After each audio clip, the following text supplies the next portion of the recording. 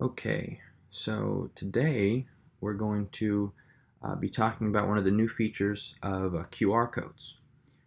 So to use a QR code, you just have to go through the regular route of printing your territory.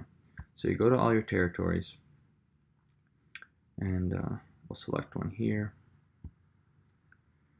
and then you go to print, and you can see enable QR codes is on by default. So when you click create, and then you click print,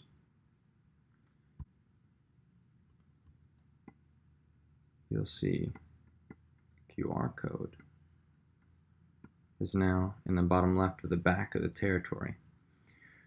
And depending on the size, it'll change a place to be as out of the way as possible. But before we go to how to use this on the phone, there's one feature that you might find particularly useful. So this is territory number 10. So let's go to that real quick.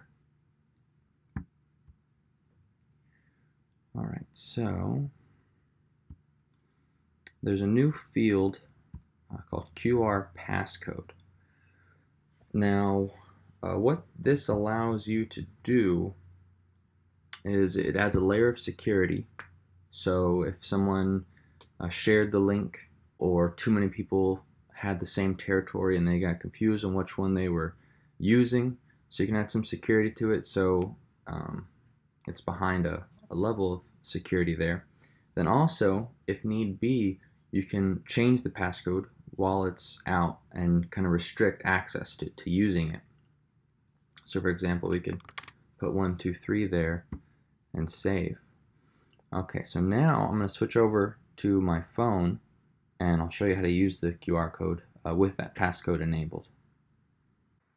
And so here we're on iOS, but you open the camera app and you just put it over that QR code. You'll see a little thing pop up from the top, and once you tap on that, you're on a web page that prompts you with the passcode that we entered earlier. You can leave it empty and it'll work just the same. So then you have the map loaded up with the do not calls, foreign languages, or any other calls that you've added to it. And it's as simple as that.